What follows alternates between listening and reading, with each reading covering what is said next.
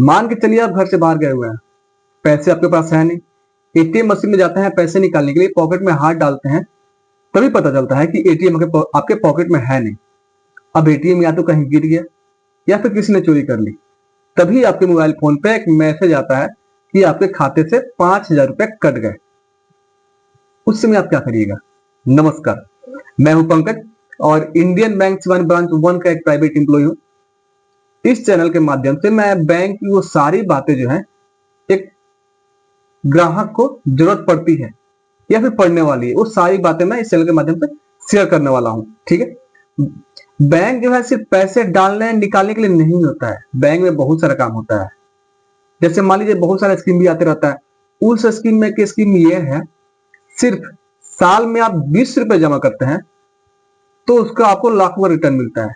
लेकिन रिटर्न कैसे मिलेगा, कब मिलेगा और जमा कैसे करना है? ठीक है। फिर बैंक जो है समय समय पर केवाईसी मांगती है। केवाईसी क्या है? कभी हम इमरजेंसी में पासबुक लेकर पैसे निकालने के लिए गए तो बैंक बोलती है पहले केवाईसी कराइए। तो आखिर केवाईसी क्या है? ठीक है। फिर कभी कभी ऐसा होता है कि कोई ग्राहक जो है मर जाता है, डेथ हो जाता है, अचानक से मर जाता है, उसके खाते में बहुत सारे पैसे हैं, उसके घर वाले जाते हैं बोलते हैं कि ये मेरे घर के थे, पैसे की जरूरत है, निकालना है मुझे। तभी बैंक बोलता है कि खाते में नॉमिनी नहीं है। उस समय उसके जो ग्राहक के पैसे हैं, क्या ग्राहक के घर वालों को मिलेगा या फिर बैंक अपने पास रख लेगी या फिर सरकार उस पैसे को ले लेगी? अगर ग्राहक के घर वालों को वो पैसे मिलेंगे तो कैसे मिलेंगे, क्या करना पड़ेगा और कितने दिन में मिलेंगे? ठीक है। फिर आपका एटीएम खराब हो जाता है, पासबुक खराब हो जाता है, तो पासबुक हमको दोबारा बैंक से लेने के लिए, एटीएम दोबारा बैंक से लेने के लिए हमको क्या करना पड़ेगा कि तो हमको नया एटीएम पासबुक फिर दोबारा मिल जाए। ठीक है।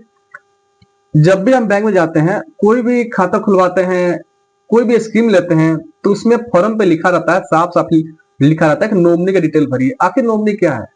बैंक नॉमिनी का डिटेल क्यों भरवाती है? नॉमिनी क्यों जरूरी है हमारे लिए? नॉमिनी बहुत जरूरी है। जितना जरूरी हम लोग को खाता खुलवाना होता है, उतना ही जरूरी नॉमिनी का डिटेल भरना भी होता है। ठीक है।